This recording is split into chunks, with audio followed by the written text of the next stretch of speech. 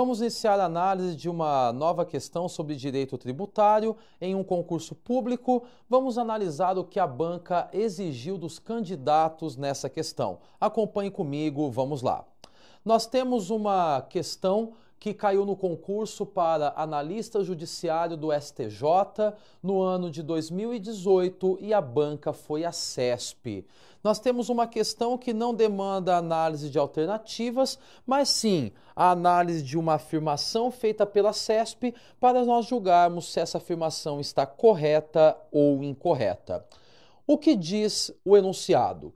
Julgue o item que se segue a respeito das disposições do CTN ou do Código Tributário Nacional.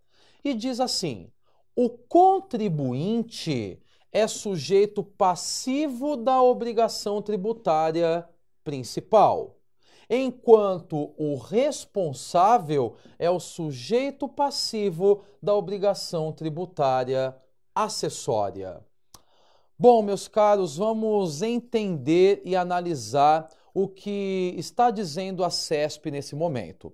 A CESP, ela traz nesse concurso para analista judiciário do STJ uma afirmação voltada aos sujeitos que compõem a relação jurídico-tributária. De um lado, nós temos, e é importante nós fazermos essa análise, nós temos o sujeito ativo da obrigação tributária, que se encontra lá no artigo 119 do CTN, como sendo a pessoa jurídica de direito público, que é titular da competência para exigir o seu cumprimento. De outro lado, nós temos o sujeito passivo da obrigação tributária, que o artigo 121 deixa claramente dito que será o contribuinte e o responsável. Só que o enunciado da CESP, ela traz agora uma afirmação interessante. Ela diz que o sujeito passivo da obrigação principal é o contribuinte e o sujeito passivo da obrigação acessória é o responsável. Então, o que nós vamos fazer nesse momento? Nós vamos analisar o que diz o artigo 121 e 122 do CTN. Por quê? Porque o artigo 121, ele diz quem é o sujeito passivo da obrigação tributária principal. E no artigo 122, diz quem é o sujeito passivo da obrigação acessória. Então, vamos lá. O artigo 121 diz assim: sujeito passivo da obrigação principal é a pessoa obrigada ao pagamento do tributo ou da penalidade pecuniária. Então, será sujeito passivo da obrigação principal aquele que tem que pagar o tributo ou a penalidade pecuniária. E a pergunta é: quem é esse alguém que terá que efetuar o pagamento do tributo ou da penalidade pecuniária? Parágrafo único. O sujeito passivo da obrigação principal será, inciso 1, o contribuinte, que tenha relação pessoal e direta com o fato gerador que constitua, aliás, com a situação que constitua o respectivo fato gerador do tributo.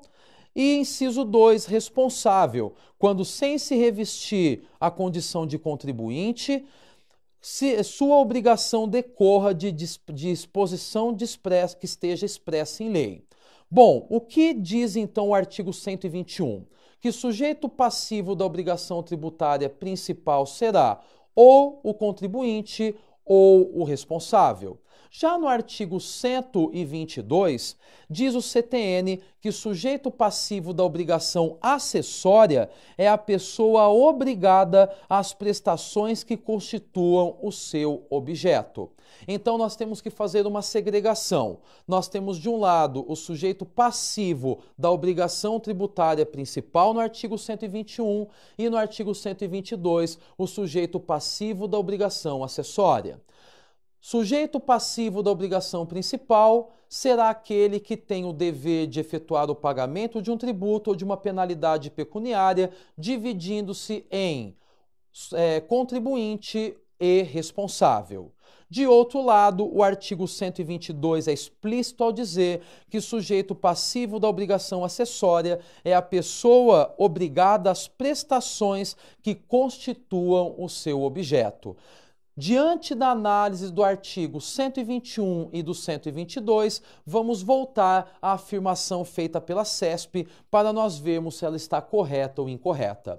Ela diz que contribuinte é o sujeito passivo da obrigação principal. Até aí nós vimos que está correto. O contribuinte, de fato, ele é um dos sujeitos passivos da obrigação principal.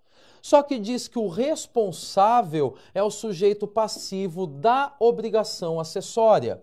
Nós acabamos de ver no artigo 121, parágrafo único, que o responsável ele é o sujeito passivo também da obrigação tributária principal. Desta maneira, nós podemos afirmar que esse texto trazido pela CESP, esta afirmação trazida pela CESP, é uma afirmação incorreta. Então, vamos assinalar, nós temos que este enunciado está errado. Portanto, o candidato que participou do concurso para analista judiciário do STJ no ano de 2018 deveria ter assinalado como errada a afirmação trazida pela CESP.